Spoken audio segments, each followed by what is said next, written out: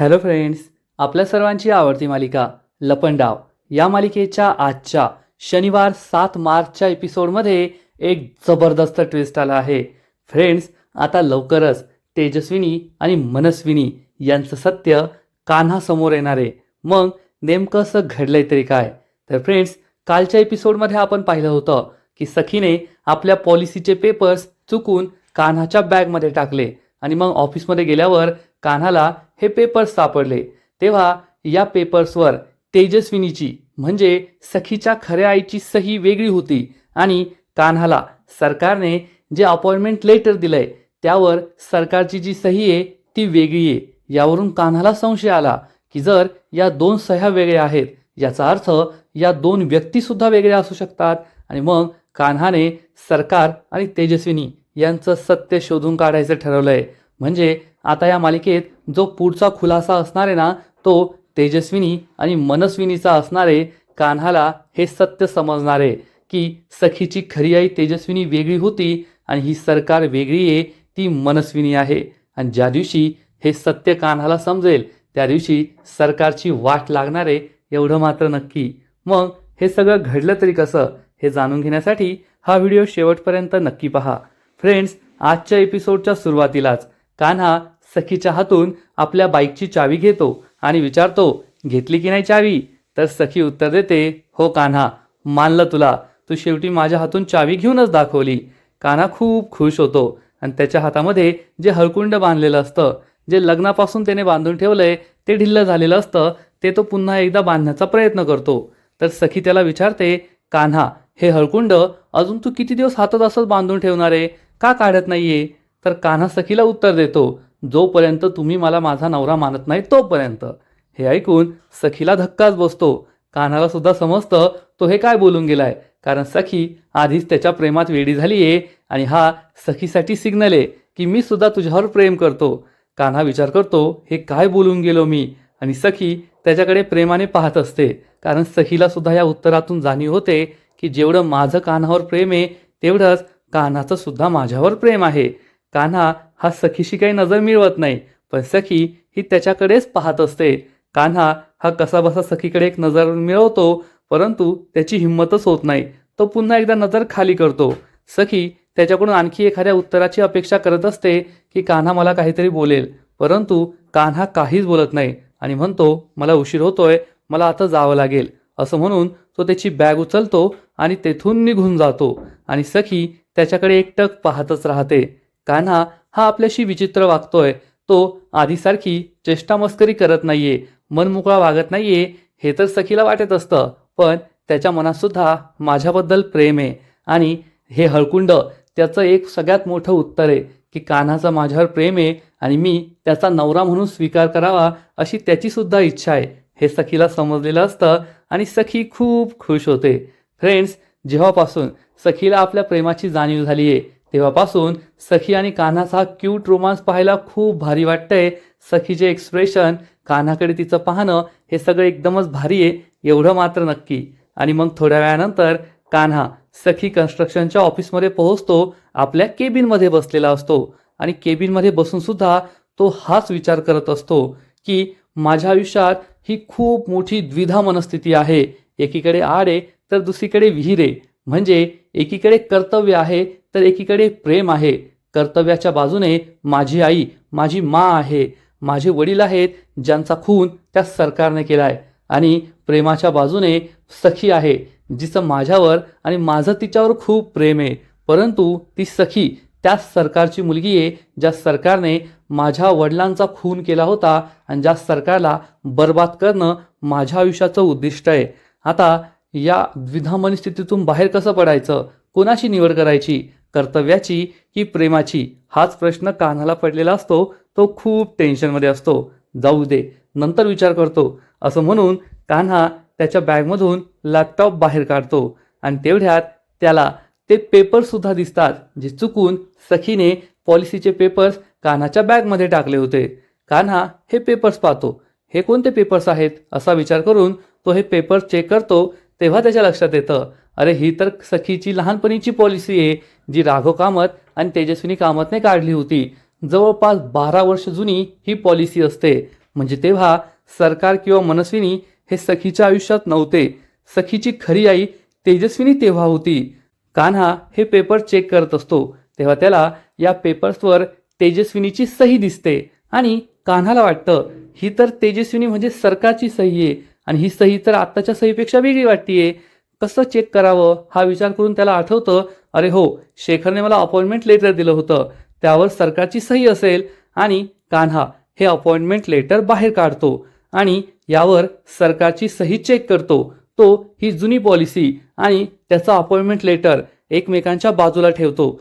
तेव्हा त्याला दिसतं की तेव्हाची तेजस्विनी कामतची सही आणि आत्ताची सरकारची सही ही पूर्णपणे वेगळी आहे. आणि हे पाहून कान्हाला जबर धक्का बसतो, कारण जगामध्ये कोणतीही व्यक्ती आपली सही ठरवतो, प्रत्येकाची सही वेगळी असते, परंतु एकदा जी सही ठरवली ती सही आयुष्यभरासाठी सारखी असते, त्यात शक्यतो बदल होत नाही. आणि त्यामध्ये एवढी मोठी बिझनेस एम्पायरची मालकीन तेजस्विनी कामत ही काय पुन्हा पुन्हा आपली सही बदलत नाही.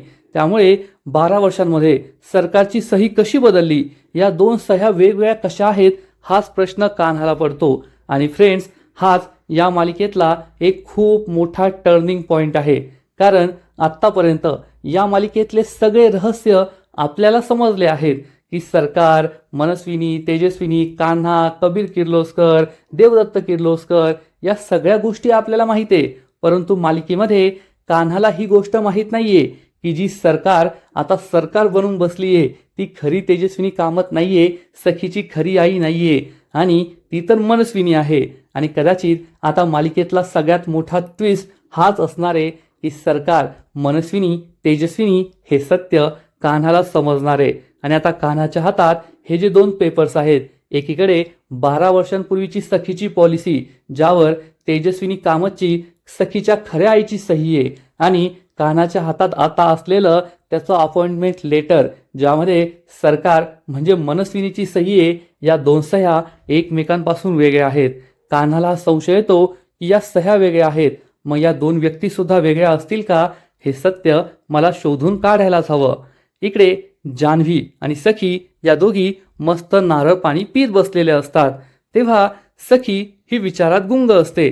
जान्हवी तिला विचारते, सखे, कसला विचार करतेयस तू? मला वाटतंय तू नक्कीच कान्हाचा विचार करत असशील, त्याच्या प्रेमाचा विचार करत असशील, त्याच्या आठवणीत रंगून गेलीये, हो की नाही? तर सखी चिडून म्हणते, कसलं प्रेम आणि कसल्या आठवणी, येथे माझी झोप उडालीये, तो कान्हा मला झोपूच देत नाहीये, मग त्याची स्वप्न मी कशी पाहणार? जान्हवी विचारते, असं काय झालंय? तर सखी तिला सांगते, कान्हा आहे ना आता पूर्णपणे बदललाय. आधी तो माझ्याशी चेष्टा मस्करी करायचा, आमची भांडणं व्हायची, लुटूपुटूची भांडणं, आणि मग आम्ही भांडणातच एकमेकांशी खूप प्रेमाने वागायचो. तो मला मनवायचा, कधी मी त्याला मनवायचे, परंतु आता असं काहीच राहिलं नाहीये. तो माझ्याशी खूप थोडंसं बोलतो, जास्त चेष्टा मस्करी करत नाही, माझ्याशी खूप वेगळा वागतोय तो. सकाळी मी त्याच्या आवडीचे ब्रेड पॅटीस केले तेव्हा सुद्धा त्याने थोडंसंच खाल्लं, माझी स्तुती पण नाही केली की सखी खूप छान बनवलंय तुम्ही, असं काहीच नाही बोलला. तो आहे ना आता पूर्णपणे बदललाय. हे ऐकून जान्हवी सुद्धा म्हणते, या मुलांचं ना असंच असतं, आमचं ध्यान सुद्धा तसंच आहे. तर सखी विचारते, तुमचं ध्यान म्हणजे? तर जान्हवी सांगते, किरण बद्दल बोलते मी. तर सखी म्हणते, हां, मला माहीतच होतं की तुमचं काहीतरी सुरू आहे. तर जान्हवी म्हणते, मी ना तुझ्यासारखं नाही लपवत, आमचं ध्यान सुद्धा तसंच आहे. 2 दिवसांपासून त्याने मला कॉल केला नव्हता, पण मला जास्त गरज आहे ना, मग मी त्याला कॉल केला, तर साहेबांनी कसं तरी एक फोन उचलला, मी कामात बिझी होतो म्हणे. आणि या सगळ्या मुलांचं ना असंच असतं, ही मुलं असंच आधी आपल्यावर प्रेम करतात आणि मग नंतर आपल्याला इग्नोर करतात, मग आपल्यालाच गरज निर्माण होते आणि आपण त्यांच्या मागे मागे करतो. सखी म्हणते, हो ना, कान्हाचं सुद्धा तसंच आहे. आधी बेबी सरकार म्हणून माझ्या मागे मागे करत होता, आणि आता मला एवढंच सांगतो, माझ्या मागे खूप काम आहे, माझ्या मनात फक्त कामाचाच विचार आहे, तुम्हाला काय नाश्ता बनवायचा ते बनवा, आता माझ्याकडे वेळ नाहीये. तर लगेचच जान्हवी ही सखीला म्हणते, सखे, तुझा एक प्रॉब्लेम झालाय, तुमच्या दोघांमध्ये प्रेम आहे, पण तरीसुद्धा तुम्ही त्याला मैत्रीचं रूप दिलंय, त्यामुळे आता हा मैत्रीचं रूप हटव आणि कान्हाच्या गालावर मस्त तुझ्या प्रेमाचा रंग लाव, तशीही होळी आलीये, आणि कान्हाला प्रपोज कर. हे ऐकून सखीला मोठा धक्काच बसतो आणि ती म्हणते, कान्हाला प्रपोज? तर दुसरीकडे कान्हा त्याच्या केबिनमध्ये असतो. नैना त्याच्यासाठी एक फाईल घेऊन आलेली असते. नैना ही फाईल घेऊन तेथून जाते. तेवढ्यात पिऊन मामा तेथे त्याच्यासाठी चहा घेऊन येतो. कान्हा या चहाचा वास घेतो आणि म्हणतो, अरे वा, चहा तर खूप भारी वाटतोय. आलं मसाला यांची सांगड एकदम परफेक्ट झालीये. वा वा, असं म्हणून तो चहा पितो आणि म्हणतो, वा मामा, काय चहा बनवलाय, एक नंबर, जगातला बेस्ट चहा आहे हा. तर हा पिऊन खूप खुश होतो आणि म्हणतो, कान्हा साहेब, याला फक्त एकच उपमा आणि ती म्हणजे फक्कड चहा. कान्हा म्हणतो, एकदम बरोबर बोललात तुम्ही, एकदम फक्कड चहा आहे, मला असाच चहा आवडतो. तर हा पिऊन सांगतो, खरंय, राघव साहेबांना सुद्धा असाच चहा आवडायचा. कान्हा या पिऊनला विचारतो, तुम्ही येथे खूप वर्षांपासून काम करतात ना, तुम्ही राघव साहेब, तेजस्विनी मॅडम या सगळ्यांना पाहिलं असेल ना. तर हा पिऊन सांगतो, हो कान्हा सर, मी येथे अनेक वर्षांपासून काम करतो. जेव्हा राघव सर या कंपनीत काम करायचे, राघव सर जेव्हा होते ना, तेव्हा सगळंच वेगळं होतं. ही कंपनी नव्हती, तर एक कुटुंब होतं. राघव सर आम्हाला सगळ्यांना त्यांच्या कुटुंबातील सदस्यांप्रमाणे वागवायचे. आणि आता सरकार आल्यानंतर सगळं काही बदललंय. आता सरकारला तो बेचव कडवट ब्लॅक टी आवडतो. परंतु आमचे राघव सर ना साखरेसारखे होते. तेव्हा तेजस्विनी मॅडम सुद्धा खूप वेगळ्या होत्या. मी त्यांना तेजस्विनी वहिनी म्हणायचो. त्या सुद्धा आमची खूप काळजी घ्यायच्या, आमच्याशी प्रेमाने वागायच्या. हे सगळं ऐकून कान्हाला आश्चर्य वाटतं. कान्हा विचारतो, म्हणजे आता जशा सरकार वागत्यात तसं तेजस्विनी मॅडम वागत नव्हत्या ना, त्यांचं वागणं वेगळं होतं. तेव्हा हा पिऊन सांगतो, हो कान्हा सर, आता ती सरकार आणि तेव्हाची तेजस्विनी वहिनी यांच्यामध्ये खूप फरक आहे. तुम्हाला एक गोष्ट सांगतो, जेव्हा राघव साहेब हे जग सोडून गेले आणि मग तेजस्विनी मॅडमने, सरकारने या ऑफिसचा चार्ज घेतला, त्या पहिल्या दिवशी या ऑफिसमध्ये आल्या होत्या. तेव्हा मी त्यांचं अभिनंदन करण्यासाठी त्यांच्यासाठी बुके घेऊन गेलो आणि त्यांच्या हातात बुके देऊन म्हणालो, अभिनंदन तेजस्विनी वहिनी, आजपासून तुम्ही ऑफिसचा चार्ज घेतलाय. आणि हे ऐकून तेजस्विनी हिला खूप राग येतो आणि ती चक्क या पिऊनच्या सनसनीत थोबाडीत मारते. त्यामुळे पिऊनला सुद्धा जबर धक्का बसतो. आसपास उभे असलेल्या सगळ्या एम्प्लॉईजला धक्काच बसतो की तेजस्विनी असं कसं काय करू शकते. आणि मग तेजस्विनी म्हणाली होती, तेजस्विनी वहिनी नाही, मला सरकार म्हणायचं, सरकार. आजपासून हीच माझी ओळख असेल. आणि हे काय आपलं कुटुंब नाहीये, तुमचं घर नाहीये, तर हे ऑफिस आहे, ऑफिस. इथं फक्त प्रोफेशनल बिहेवियर चालेल.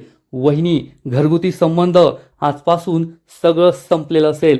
राघवने जसं तुम्हाला लाडावून ठेवलंय ना, तसं मी नाही लाडावून ठेवणार. येथे यायचं, काम करायचं आणि घरी जायचं. ज्याचे पैसे मिळतात ना, तेवढंच काम करायचं. हे ऐकून सगळ्यांनाच मोठा धक्का बसला होता. तेजस्विनी वहिनी अशी कशी वागतेय हा प्रश्न सगळ्यांना पडला होता. कारण ही तेजस्विनी कामत नव्हतीच, तर ही होती मनस्विनी सरकार. कारण तोपर्यंत तेजस्विनीने म्हणजेच सरकारने खऱ्या तेजस्विनीला लपवून ठेवलं होतं, काल कोठडीत डांबून ठेवलं होतं आणि राघवचा काटा काढून तीच या कंपनीची मालकीन बनली होती. आणि तिचं नाव तेजस्विनी नव्हतंच, त्यामुळे तिने स्वतःचं सरकार अशी ओळख बनवली. म्हणजे तिला तेजस्विनी या नावाचा काहीच फरक पडणार नाही, त्याचा त्रास होणार नाही. आणि हे सगळं पिऊन कान्हाला सांगतो आणि दुःखी होऊन म्हणतो, कान्हा सर, या ऑफिसमध्ये ना अजूनसुद्धा राघव सरांच्या मेहनतीचा वास आहे, त्यांचा सुवास आहे, म्हणून मी इथे थांबलोय. नाहीतर आत्तापर्यंत मी सुद्धा सोडून गेलो असतो. असं म्हणून हा पिऊन खूप दुःखी होतो आणि तेथून निघून जातो. आणि कान्हाचा संशय आणखीनच वाढतो. कान्हा म्हणतो, याचा अर्थ सरकार आणि तेजस्विनी या दोघींमध्ये नक्कीच फरक आहे. या दोघींच्या सह्यांमध्ये जसा फरक होता तसाच त्यांच्या वागण्यामध्ये सुद्धा फरक आहे. जुन्या माणसांना तेच वाटतंय की सरकार आणि आधीची तेजस्विनी या दोघींचं वागणं सुद्धा वेगळं होतं. आता पिऊन मामा म्हणाले तसंच सगळेजण तसंच म्हणतात. सखी सुद्धा तसंच बोलते की माझी आई आणि सरकार या दोघी वेगवेगळ्या आहेत. गौतम काका सुद्धा असंच बोलतात. घरातील सगळ्यांना सुद्धा हा फरक जाणवतो. पण हे नेमकं आहे तरी काय? सरकार आणि तेजस्विनी या खरंच वेगवेगळ्या आहेत का? 12 वर्षांपूर्वी असं काय घडलं होतं ज्यामुळे सरकारची ओळख बदलली, सरकारचं आणि तेजस्विनीचं वागणं बदललं आणि या दोघांच्या सह्या सुद्धा बदलल्या? हे मला शोधून काढावंच लागेल असा विचार कान्हा करतो. आणि तेवढ्यात कान्हाचा फोन वाजतो. कान्हा फोन उचलतो तर सरकार त्याला म्हणते आत्ताच्या आत्ता माझ्या केबिनमध्ये ये. सरकार तिच्या केबिनमध्ये असते, खूप चिडलेली असते आणि कान्हा विचार करतो वातावरण चांगलं गरम दिसतंय, आता पुढ्यात काय वाढून ठेवलंय ते पाहावं लागेल. असा विचार करून कान्हा सरकारच्या केबिनमध्ये जाण्याचा विचार करतो. तर इकडे सखी आणि जान्हवीचं बोलणंच सुरू असतं आणि जान्हवी सखीला म्हणालेली असते तू कान्हाला प्रपोज करायचं. सखी म्हणते मी आणि कान्हाला प्रपोज? नाही नाही, मला नाही जमणार. असं म्हणून सखी तेथून जाऊ लागते. तर जान्हवी तिला थांबवते आणि म्हणते कोठे पळून चालली आहेस तू? ये ना, कोणापासून पळतीयेस? स्वतःपासून पळतीये की स्वतःच्या प्रेमापासून पळतीये, कान्हापासून पळतीये? आता तू माझ्यासमोर मान्य केलंय ना की तू कान्हावर प्रेम करते, मग कान्हाला प्रपोज करायला तर हवं. सखी म्हणते नाही नाही, मला नाही जमणार. मी त्याच्यावर प्रेम करते मान्य आहे, पण हे तर मुलांनी करायचं असतं प्रपोज वगैरे, मी त्याला प्रपोज नाही करू शकत.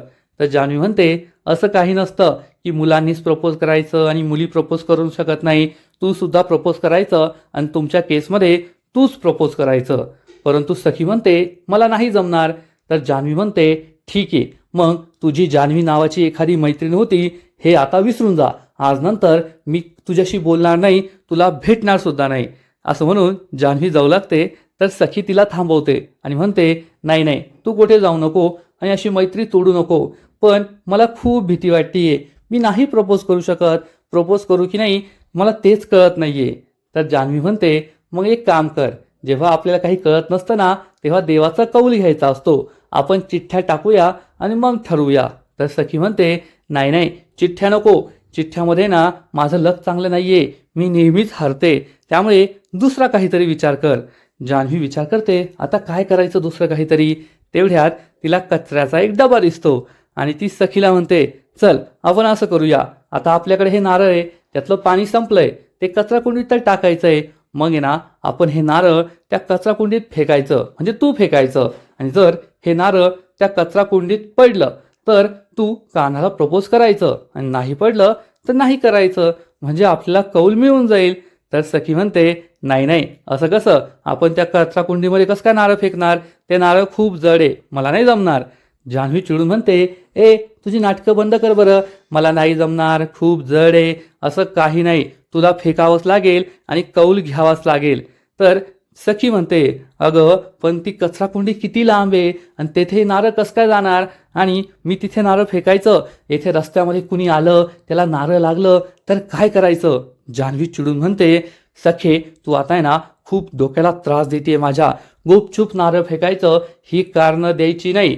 आणि सखी म्हणते ठीक आहे, मी नारळ फेकते आणि मनात विचार करते साईबाबा तुम्हीच मला मदत करा, मी कान्हावर प्रेम तर करते पण मला त्याला असं प्रपोज करायचं नाहीये, हे नारळ त्या कचरा कुंडीत जायला नको, असं काहीतरी करा, असं ती देवाला प्रार्थना करते.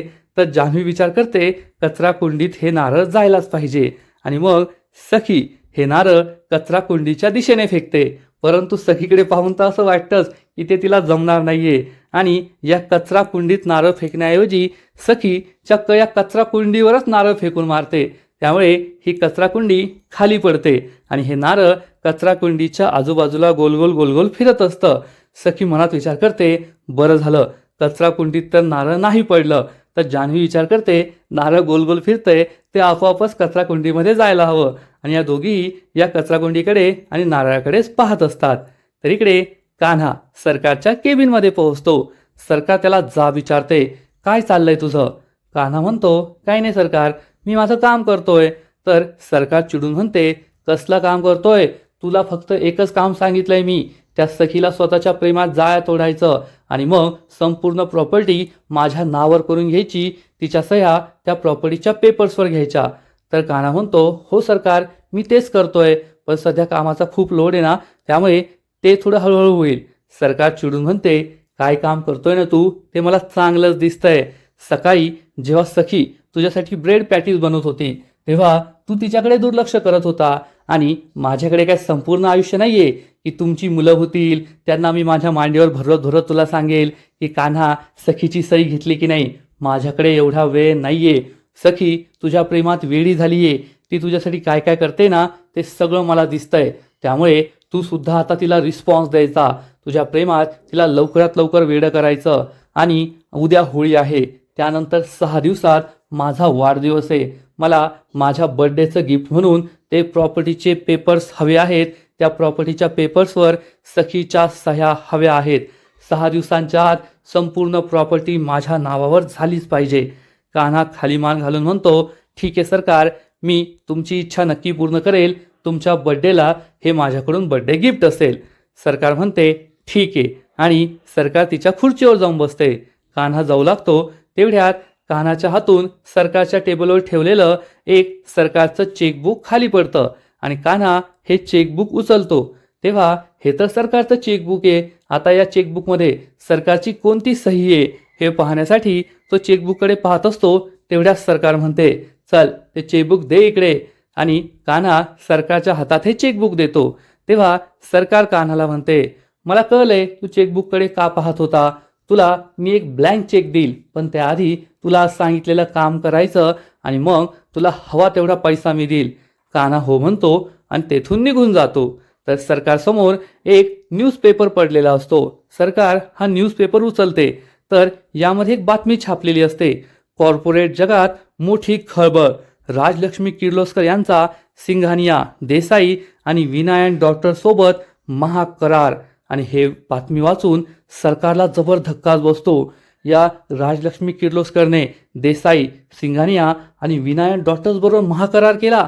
सरकारला आठवतं की काही दिवसांपूर्वी या तिघांनी सरकारला कॉल करून सांगितलं होतं की सरकार, तुम्ही तुमच्या कंपनीचे खोटे आकडे आमच्यासोबत दिले आहेत आणि आम्ही तुमच्याबरोबर कोणताही करार करू शकत नाही, कोणतीही डील करू शकत नाही. आणि मग या सगळ्या मागे सुद्धा त्या राजलक्ष्मी किर्लोस्करचाच हात आहे हे सरकारच्या लक्षात येतं आणि सरकार चिडून म्हणते, ही राजलक्ष्मी किर्लोस्कर आहे ना, खूप हवेत उडतीये, आता तिचे पर कापावेच लागतील, तिचे पंख कापावेच लागतील. म्हणजे आता सरकार ही राजलक्ष्मी विरुद्ध चांगलीच पेटून उठलीये एवढं मात्र नक्की. फ्रेंड्स, लपंडाव या मालिकेचा आजचा एपिसोड खरंच खूप भारी होता. सरकार आणि तेजस्विनी या दोन वेगवेगळ्या व्यक्ती आहेत ही शंका आता कान्हाला येऊ लागली आहे आणि कान्हा हे सत्य नक्की शोधून काढेल असं वाटतंय. आजचा एपिसोड तर भारी होता, परंतु या मालिकेचा पुढील एपिसोड आणखीन भारी असणारे, आणखीन मोठा ट्विस्ट या मालिकेत येणारे. मग नेमकं घडणार तरी काय? तर फ्रेंड्स, पुढील एपिसोडमध्ये आपण पाहू की सखीला कान्हाला प्रपोज करायचं असा कौल मिळणार आणि सखीसुद्धा तयार होईल आणि म्हणेल, कान्हा, या होळीला मी तुला प्रपोज करणार, माझं तुझ्यावर किती प्रेम आहे ना हे तुला सांगणार. त्यामुळे जान्हवीला सुद्धा आनंद होईल. आणि इकडे कान्हा त्याच्या केबिनमध्ये बसलेला असेल आणि म्हणेल, सरकार, या होळीला आहे ना, माझ्याकडे तुमच्यासाठी एक खूप मोठं सरप्राईज असणार आहे, तुमचं सगळ्यात मोठं सत्य मला कळणार आहे. मग कान्हाला तेजस्विनी आणि मनस्विनी यांचं सत्य कळलं की काय हे सुद्धा पुढील एपिसोडमध्ये आपल्याला कळेल. तर दुसरीकडे सरकार राजलक्ष्मीवर खूप चिडलेली असेल आणि म्हणेल, राजलक्ष्मी, तू माझ्या घरी होळीला येणार आहे ना, तेव्हा मी तुझ्याबरोबर असं काहीतरी करेल की तुला जन्माची अद्दल घडेल आणि तू ते कायम लक्षात ठेवशील. म्हणजे होळीच्या दिवशी एक नाही, दोन नाही, तर 3 मोठमोठे धमाके होणार आहेत. सखी, सरकार आणि कान्हाने आपापले प्लॅन बनवले आहेत. मग कोणाचा प्लॅन यशस्वी होतो हे पाहणं खूप इंटरेस्टिंग असेल. तर फ्रेंड्स, तुम्हाला सुद्धा लपंडाव ही मालिका आवडते ना? नक्कीच कमेंट करून सांगा. आणि लपंडाव मालिकेचे असेच नवीन नवीन एपिसोड, नवीन नवीन अपडेट सर्वात आधी पाहण्यासाठी व्हिडिओला लाईक करा, शेअर करा, चॅनलला सबस्क्राईब करून बेल आयकॉनवर क्लिक करा. म्हणजे या मालिकेचे नवीन नवीन एपिसोड तुम्हाला सर्वात आधी पाहायला मिळतील. खूप खूप खूप धन्यवाद.